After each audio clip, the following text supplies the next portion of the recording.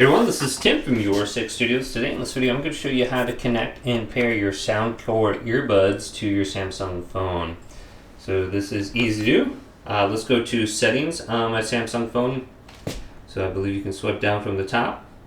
And there should be an option for settings right here. Then go to connections or Bluetooth. Go to Bluetooth. Now make sure this is turned on and it's spinning. It says stop right here. We might need to press refresh or something like that or scan. Just remove the earbuds. And this will put it into the Bluetooth pairing mode and you should be able to find it under available devices now. So it should show up. Here's the SoundCore P30. Now make sure to press scan on the top if that's an option. And these headsets are now going to be connected.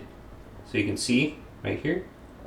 I can tap it. I can make calls and I can unpair them right here as well.